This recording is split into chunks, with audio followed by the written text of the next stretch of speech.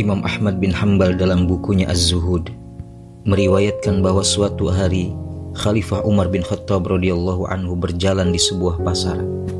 Saat melintas, dia mendengar seorang laki-laki sedang berdoa. Dalam pandangan Umar, orang itu berdoa dengan aneh dan tak biasa. Orang itu berdoa, "Ya Allah, jadikanlah aku termasuk golongan orang yang sedikit." Merasa aneh dengan cara berdoa orang itu, Umar mendatanginya seraya bertanya, "Wahai hamba Allah, siapa yang engkau maksud dengan golongan orang yang sedikit itu? Dan dari mana engkau mendapatkan doa yang demikian itu?" Lelaki itu menjawab, "Aku mendengar Allah berfirman, dan tidaklah beriman bersama Nuh kecuali sedikit.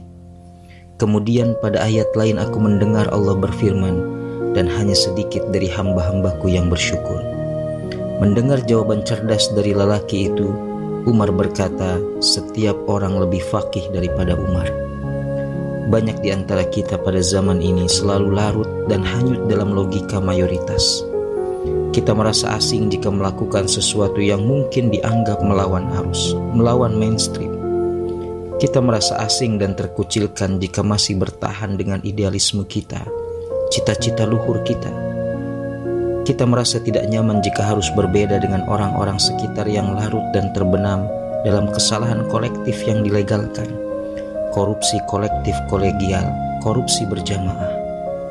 Bahkan untuk menyatakan kebenaran yang mungkin selama ini kita yakini, lidah kita menjadi keluh, kerongkongan menjadi tersumbat, karena kita khawatir dan tak ingin dicap melawan arus besar yang sedang menggusur secara masif pilar-pilar idealisme yang telah kita bangun. Kita menjadi bisu dan tuli tatkala ada kejanggalan yang disaksikan di depan mata.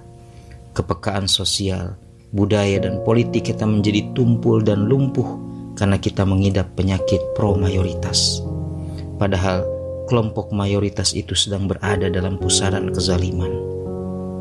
Anehnya, kita juga tak lagi gusar melihat kemungkaran dipamerkan di depan mata.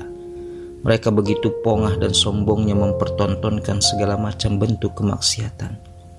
Lelaki dalam kisah tersebut mengajarkan pada kita bahwa kegigihan untuk bertahan di tengah arus besar pandangan dan sikap manusia itu bukanlah suatu hal yang mudah. Butuh akar iman yang menghunjam dan energi Islam yang kuat agar kita bisa melawan arus besar yang tidak sesuai dengan norma dan ajaran Islam itu. Dan perlu kita sadari bahwa orang yang siap untuk melakukan demikian itu sangatlah sedikit. Maka tak ada salahnya apabila kita berdoa dengan cara yang sama seperti laki-laki itu. Allahumma ja'alni min ibadikal qalil. Ya Allah, jadikanlah aku bagian dari hamba-hambamu yang sedikit.